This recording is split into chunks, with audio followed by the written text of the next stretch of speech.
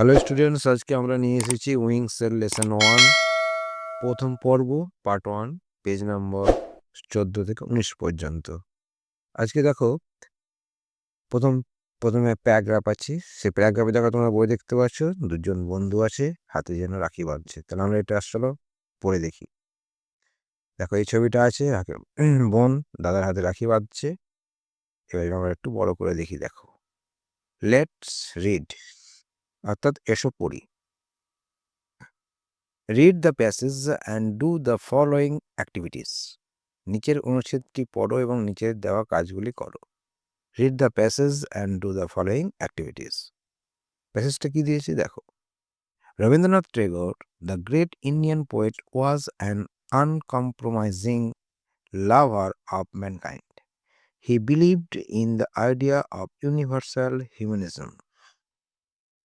আবার পড়ি, বেশি করে পড়বে এটা, রিডিংটা ভালো যেন হয়। Rabindranath Tagore, the great Indian poet, was an uncompromising lover of mankind. He believed in the idea of universal humanism. মানেটা হচ্ছে যে Rabindranath Thakur, the great Indian poet, was an uncompromising lover of mankind. অর্থাৎ মহান কবি রবীন্দ্রনাথ ছিলেন মানব জাতির আপোষহীন প্রেমী। He believed in the idea of universal humanism. অর্থাৎ তিনি ছিলেন সর্বজনীন মানবতাবাদের আদর্শের বিশ্বাসী। বুঝা গেছে? বেশ, পরেরটা দেখি। দেখো তারপরে আছে যে he started the Rakhi Bandhan in 1905 as a protest against the partition of Bengal. Since then, it has become the festival of brotherhood and communal harmony. He started the Rakhi Bandhan in 1905 as a protest against the partition of Bengal. Since then, it has become the festival of brotherhood and communal harmony. Communal harmony হচ্ছে ভ্রাতৃত্ব সাম্প্রদায়িক সম্প্রীতির উৎসব। অর্থাৎ he started the Rakhi Bandhan in 1905 as a protest against the partition of Bengal. অর্থাৎ ভারত ভাগের প্রতিবাদে তিনি 1905 সালে রাখি বন্ধন উৎসব শুরু করেছিল। Since then it has become the festival of brotherhood and communal harmony.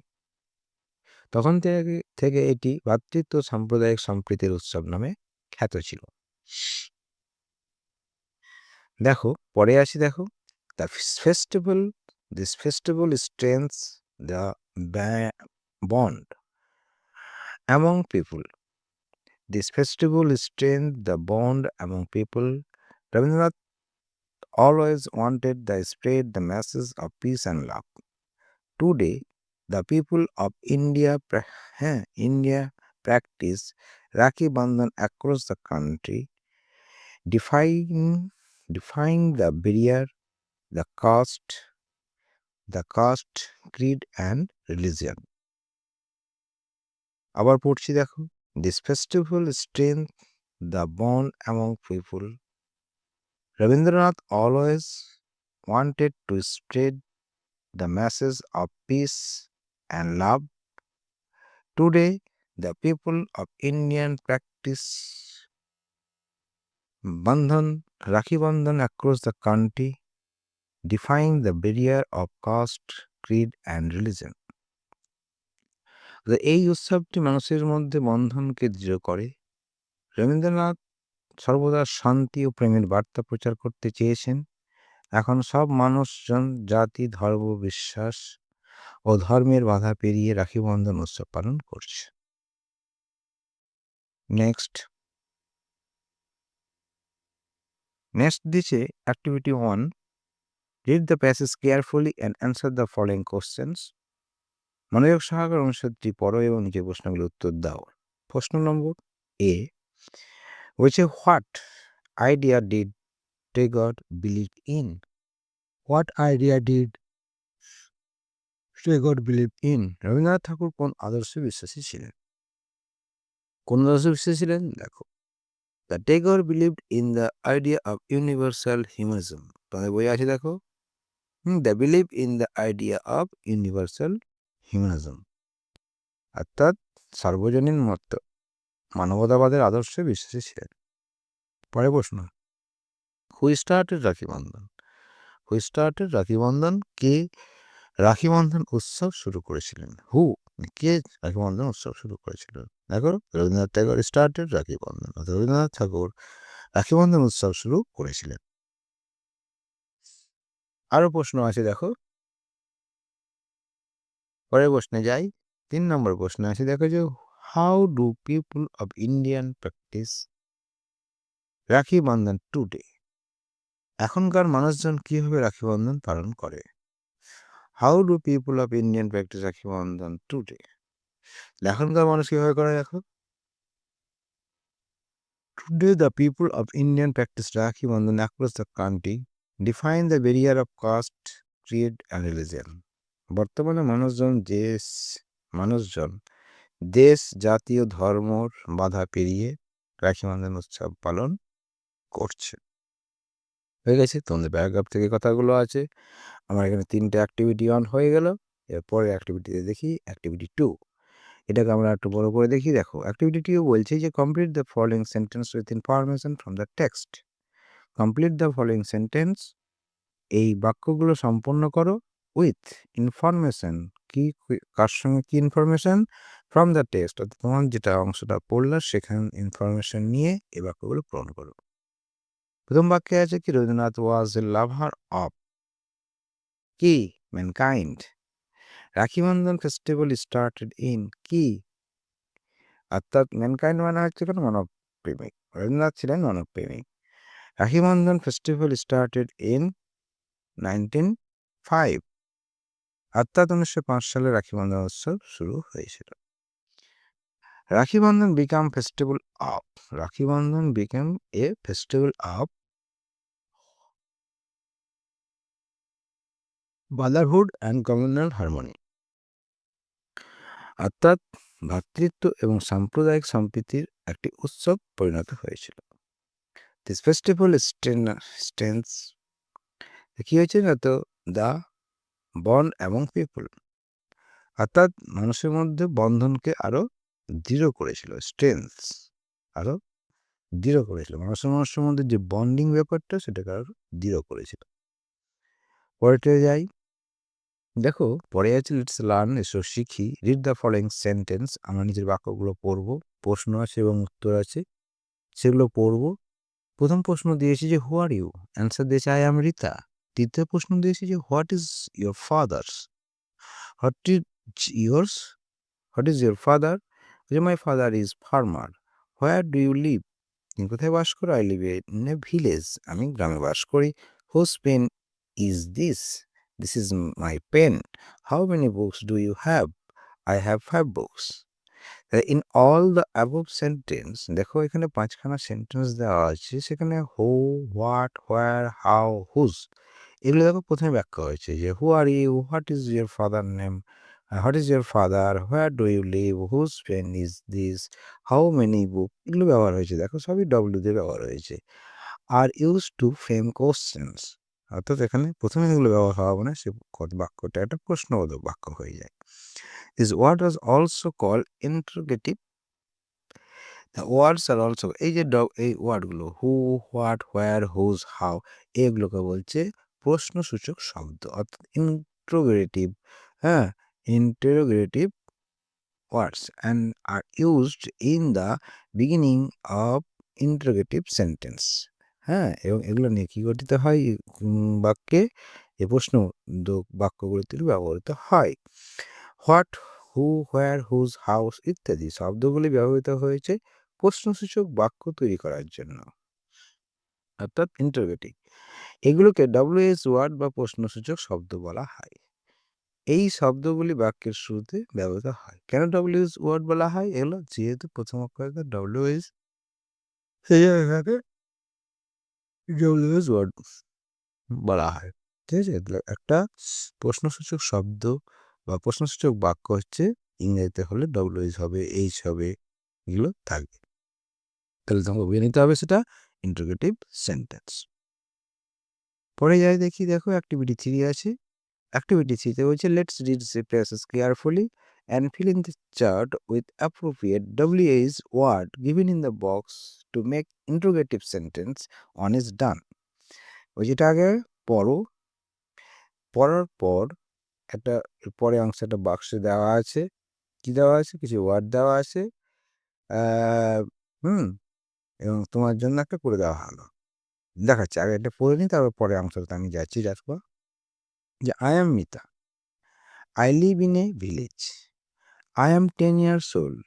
I read in class 5. I go to school every day at 10 a.m. Our school building is white in color with blue border. Momita Datta is our class teacher.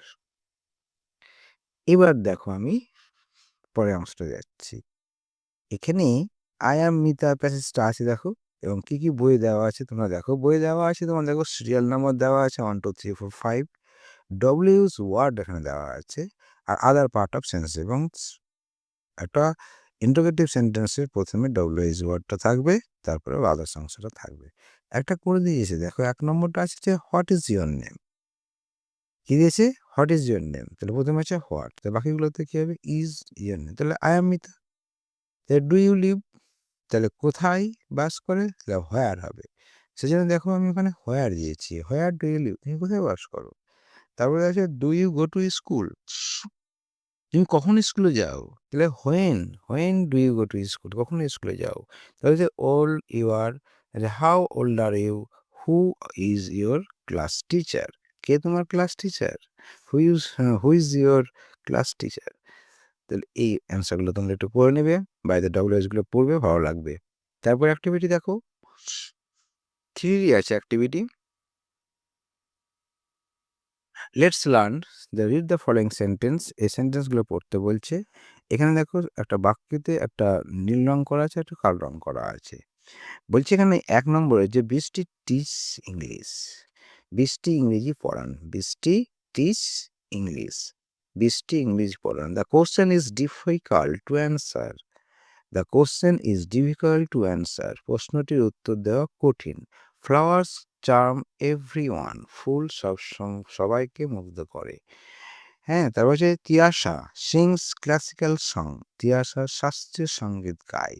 The teachers are the market of the nation. 5 number হচ্ছে the teachers are the makers, the teachers of the makers of the nation, শিক্ষকরাই হলেন জাতি গঠনের কারিগর, makers. তাহলে all colour words are the subject. আমরা একটা সেন্টেন্সের বলেছিলাম, যেটা এখানে বলি দেবো যে অল কালার ওয়ার্ডসগুলো হচ্ছে subject part of the sentence, একটা সেন্টেন্সের একটা হচ্ছে সাবজেক্ট। দ্য রিমেনিং পার্ট অর্থাৎ বাকি অংশগুলো, নীল রং করা ওয়ার্ডের বাকি অংশগুলো অর্থাৎ যেটা কালো হয়ে আছে সেগুলোকে বলছে প্রেডিকেট। সাবজেক্ট হচ্ছে উদ্দেশ্য, প্রেডিকেট হচ্ছে বিধেয়। তাহলে রঙিন শব্দগুলো হচ্ছে সাবজেক্ট, সেই বাক্যের সেই সেন্টেন্সের সাবজেক্ট, আর নীল ছাড়া অংশটা হচ্ছে প্রেডিকেট। হয়ে গেছে? পরেরটা দিয়ে দেখি দেখো। পরেরটা দিয়ে দেখো, এখানে দেখছে সাবজেক্ট প্রেডিকেট দেখে বুঝিয়ে দিয়েছে। দেখো যে বৃষ্টি টিচার ইংলিশ, বৃষ্টি হচ্ছে সাবজেক্ট, দ্য কোশ্চেন হচ্ছে সাবজেক্ট, ফ্লাওয়ার্স হচ্ছে সাবজেক্ট, তিয়াশা হচ্ছে সাবজেক্ট, দ্য টিচার্স হচ্ছে সাবজেক্ট। প্রেডিকেট কি? Teachers English, the difficult to answer, চাম everyone sing classical songs, are the makers of the nation. এগুলো সবই হচ্ছে প্রেডিকেট। সাবজেক্ট আর প্রেডিকেট বোঝা গেছে? পরে যাই। পরে দেখো এখানে দিয়েছে একটা গুরুত্বপূর্ণ অংশ দিয়েছে, সেটা তোমাকে পড়ে শোনাই যে every sentence has to part, প্রত্যেকটা বাক্যের দুটি অংশ, একটা হচ্ছে সাবজেক্ট, একটা হচ্ছে প্রেডিকেট। হয়ে গেছে? For the identification of the subject or to find out the subject, for the identification of the subject or to find out the subject asked who what to the verb of the sentence, অর্থাৎ বাক্যের ক্রিয়াকে ক্রিয়াকে বাক্যের ক্রিয়া হচ্ছে verb. Who what দিয়ে প্রশ্ন করলে যে উত্তরটি পাওয়া যায় সেটি হলো বাক্যের উদ্দেশ্য বা সাবজেক্ট। যেমন বৃষ্টিটি সিংলিস্ট। কে কে গান শেখায়, তাই না? তাতে তুমি বৃষ্টি। তারপর হচ্ছে ফ্লাওয়ার চার্মস এভরিওয়ান। হোয়াট কি ফ্লাওয়ার্স, এটা হচ্ছে সাবজেক্ট। সেই রকম the person of thing we speak about is call subject. The person of thing we speak about is call subject. যার সম্বন্ধে কিছু বলা হয় বাক্যের সে অংশটিকে বলা হয় সাবজেক্ট। হয়ে গেছে বাক্যের যে অংশে বা যার সম্বন্ধে বাক্যে বলা হয় সেটা হচ্ছে subject. What is said about the subject is call predicate. আর সাবজেক্টের উদ্দেশ্য সম্বন্ধে যা বলা হয় তাকে বলে প্রেডিকেট। অর্থাৎ সাবজেক্ট সম্বন্ধে যা বলা হয় সেটা হচ্ছে প্রেডিকেট, আর যার সম্বন্ধে কিছু বলা হয় বাক্যে সেটা হচ্ছে সাবজেক্ট। বুঝা গেছে? এটা বলা একটু দেখে নেবে। অ্যাক্টিভিটি 4 আছে, দেখো, identify the subject and predicate in the following sentence and write them in the table giving below.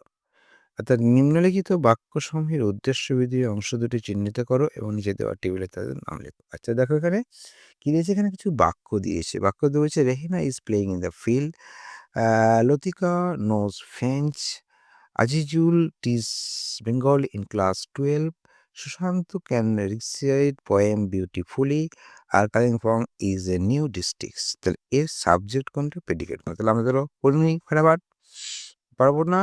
তার রেহেনা হচ্ছে সাবজেক্ট, লতিকা হচ্ছে সাবজেক্ট, আজিজুল হচ্ছে সাবজেক্ট, সুশান্ত হচ্ছে সাবজেক্ট, কালিম্পং হচ্ছে সাবজেক্ট, বাকিগুলো হচ্ছে predicate.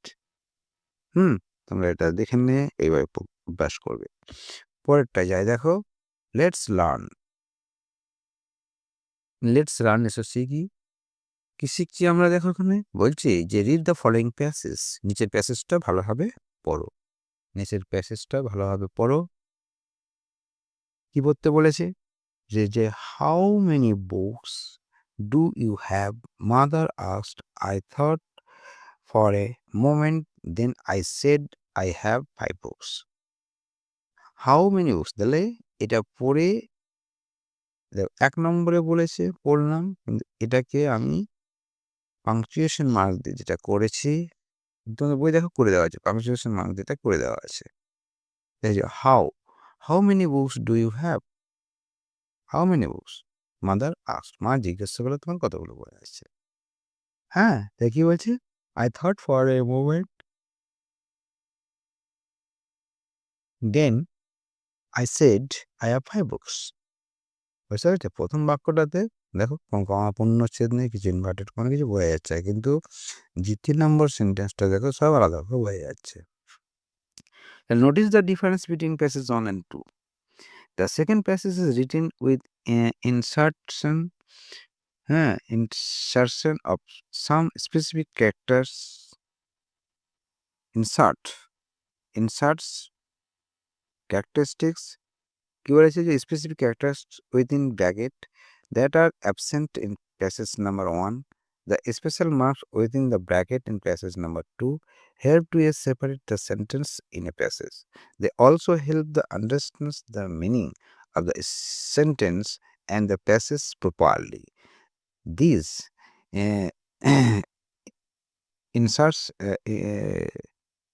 insertion are called punctuation mark.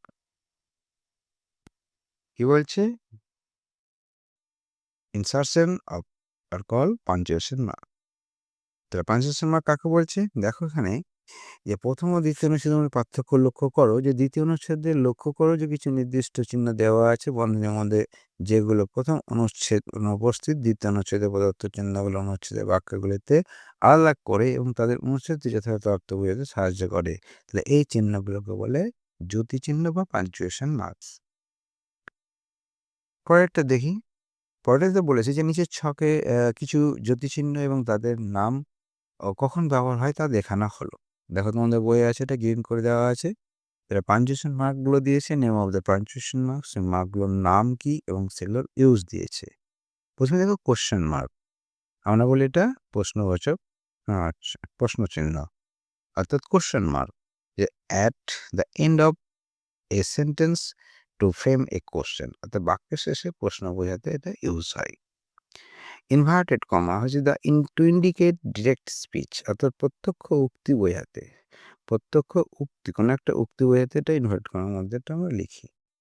কমা অর্থাৎ স্বল্প বিরতি বোঝাতে, টু ইন্ডিকেট শর্ট পজেস, অর্থাৎ স্বল্প বিরতি বোঝাতে কমাটা ইউজ করা হয়। আর to indicate meaningful end of a sentence, অর্থাৎ একটা বাক্য সম্পূর্ণ অর্থ বোঝাতে এখানে ফুল স্টপ ব্যবহার করা হয়। অ্যাক্টিভিটি 5 দেখো যে insert appropriate punctuation mark in the following passage. হ্যাঁ, one is done for you, একটা করে দেওয়া হয়েছে। আচ্ছা, অনুচ্ছেদটি উপযুক্ত জ্যোতিচিহ্ন ব্যবহার করে এবং তোমার জন্য একটা করে দেওয়া হলো। হচ্ছে it was a rainy day, it was a rainy day, full stop. Amit lay sick on his bed, full stop. He was every sad as he could not join the football match with his friend Anup, comma, হ্যাঁ, Kunal and Sumit, full stop। তো এখানে কি বলেছে দেখো, full stop বলছে he was every sad as he could not join the football match with his friend Anup, Kunal and Sumit. যেহেতু এখানে নাম তিনটা দিয়েছে সেখানে কমা হয়। The Amit friends came to him the next day and told কি বলছে, হাউ আর ইউ ফিলিং, এই যে কথাটা বললো এটাকে ইনভার্টেড কমা দিয়ে এর উক্তিটাকে আমরা ইনভার্টেড কমার মধ্যে ঘিরে দিলাম, হয়ে গেছে। Rewrite the passage using correct punctuation mark, এবার তোমাদের লিখতে দিয়েছে, এটা একটা সেন্টেন্স দিয়েছে কথাগুলো, সেটাকে তোমাদেরকে ঠিক করে সেন্টেন্সগুলোকে তৈরি করতে হবে। এবার পড়ে নিই। Our headmaster teachers English one day he said to us, have you seen the rainbow, some among us said yes sir, he then asked us how does it took likes, we said very beautiful sir. দেখো লিখে দিয়েছি যে hour এখানে ও capital ও হবে, যেহেতু এটা সেন্টেন্সের first word, সেই জন্য our headmaster teach us English, please stop. One day the said to us, আমাদেরকে কি বললো, এটা উক্তি, যে have you seen the rainbow, তোমরা কি রেনবো দেখেছো? Some among us said yes sir, তাদের মধ্যে কিছু জন বললো হ্যাঁ sir. He then asked us how does it look like, এটা দেখতে কেমন? তারা উত্তর দিল we said very beautiful sir, দেখতে খুব সুন্দর। এগুলো পরীক্ষায় থাকতে পারে এবং এটা প্র্যাকটিস করবে, ভেরি ইম্পর্টেন্ট। এই পর্যন্ত আজকে, থ্যাঙ্কস ফর ওয়াচিং। তোমাদেরকে ভালো লাগলে অবশ্যই চ্যানেলটাকে সাবস্ক্রাইব করবে, লাইক করবে এবং বেল বাটনটা বাজিয়ে দেবে। তোমাদের জন্য ধন্যবাদ, বাই বাই।